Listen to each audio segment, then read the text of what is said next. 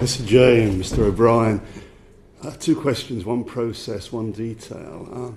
You paint a pretty shocking picture of inaction, almost active inaction. You submit your report, the initiative goes to the government, a few kind words, you try to express your disquiet quietly, nothing happens. You go to the press, you're slapped down. You both referenced this in passing, but how should the public inquiry process change so that we don't have governments just sitting on these things? How would you change the process? Well, I think it's probably one of the biggest questions facing the public inquiries, and it's good that it is being aired, because it's, from my perspective, it's the biggest weakness is the lack of follow-up and monitoring built into the process.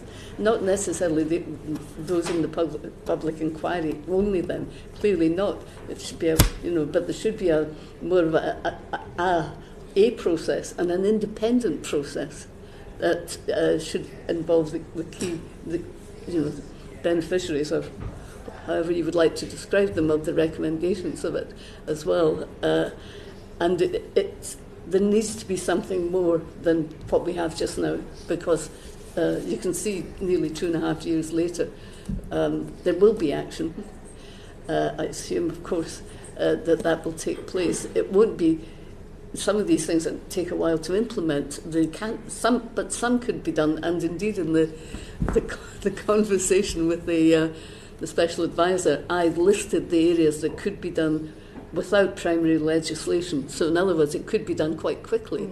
And there were, I think, 4 or 5 that were possible to take forward. We knew that the Parliament at that time was running out of time for primary legislation, but do something, make a commitment.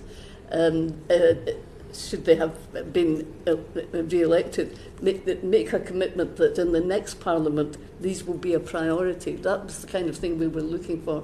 But in many ways, it shouldn't have been for us to try to resolve that problem. It should have happened. But John, you have views on the public inquiry? Yeah, I mean, just picking up on what Alexis said there, of course, in the year or two either side of us, there were other major inquiries reporting as well. So what you have is an environment when inquiries that were set up for all sorts of reasons, you never know at the beginning, of course, how long they're going to take. So you do sometimes get a concentration of inquiries or reporting at once.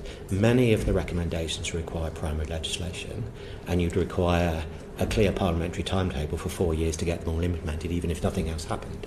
So there needs to be some sort of monitoring process to make sure that there's oversight that can advise government on how you implement not just IICSAs, but what are the important ones that you need to implement to solve the biggest problems in all the areas that inquiries looked at. But I personally feel also that we need to get the balance right also between national statutory inquiries and non-statutory inquiries. I've seen really effective non-statutory inquiries, and very often you'll hear people say, well, they can't compel evidence, but sometimes we don't give it a try. You could actually have a non-statutory inquiry that goes along very successfully taking evidence, and indeed we've had examples of that. Hillsborough was an example of that.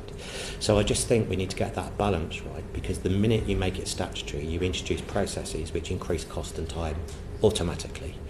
And we need to focus on what is the problem we're trying to solve. Is it local or is it very specific?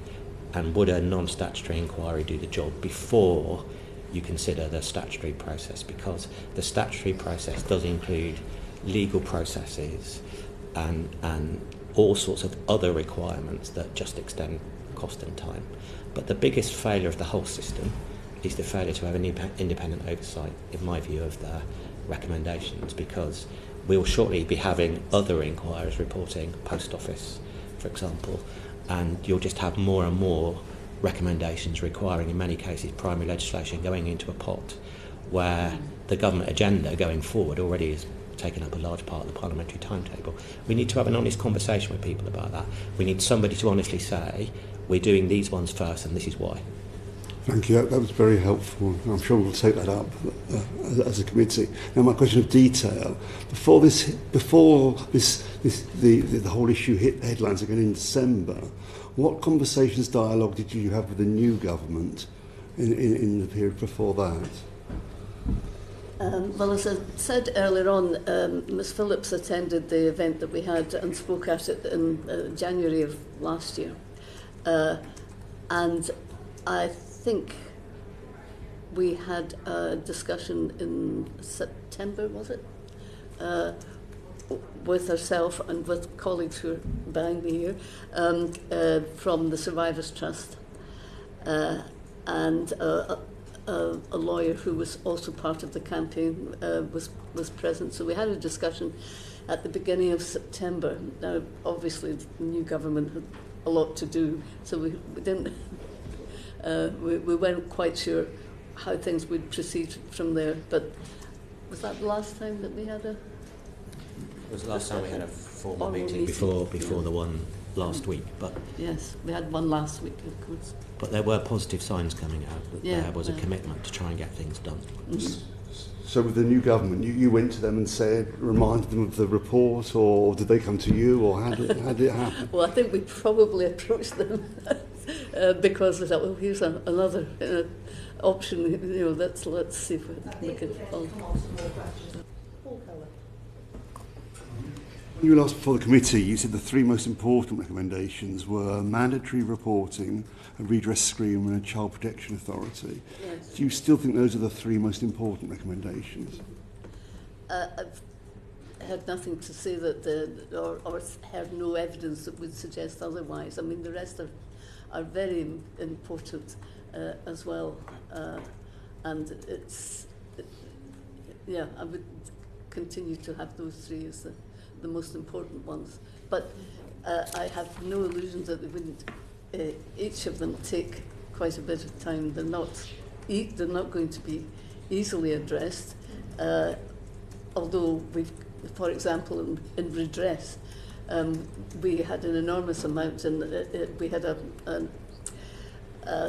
thematic investigation and the inquiry into accountability and reparations, and amassed an enormous amount of material internationally and elsewhere, more locally, if you like, from Northern Ireland, from Scotland, but also from Australia and Canada and anywhere else was relevant to redress. So a lot of the work was done to set up such a scheme. There will almost certainly be funding, but that should be implemented, and it doesn't require a great deal more investigation or research in order to do it, in my opinion. But there are, obviously, we were concerned. Mandatory reporting is hugely important for the reasons that I think everyone will know, that this, more than anything else, this was the response we got from victims and survivors when we asked them, and many of them, of course, a very significant number, over 7,000, but by far the majority have asked what would have made a difference to your experience, and it's if there had been a trusted adult that they could approach, knowing with confidence that they would do something about it. But what happened in so many cases that we heard about was they plucked up the courage to talk to somebody, and it didn't stop. The abuse didn't stop, and they believed that this adult was going to do something, and they did nothing. And that must have been devastating for children. The Home Secretary, in her statement last week, said they're going forward with three recommendations, one of which was mandatory reporting. The other two were making grooming an aggravating factor, and data collection, the way data is collected. Do you agree with those as being other priorities that should be taken forward, or were there better ones? Well, I think those were the ones the Home Office could take. Well, no, actually, that's not the aggravating factor, but certainly the data set. I know it always sounds nerdy, but it's so hugely important. And in respect of the subject that's been most under discussion, child sexual exploitation, we know that's not going to be able to be done very quickly, because police forces all have different styles of classification, if indeed they monitor anything that's relevant, but the descriptors they use are not the same across all of the police forces. So to get an accurate picture of the problem of child sexual exploitation, the baseline across the board needs to be consistent, and it isn't just now.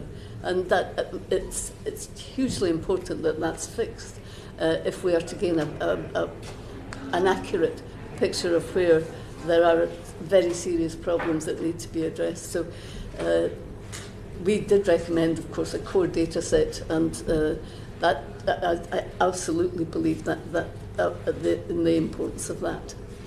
Making grooming an aggravating factor wasn't in your final report, it was in one of the subsidiary reports. The same one, that's correct. Yeah. That's right. Why didn't it make it into the final list of 20 recommendations? Because it was very specific to to child sexual exploitation.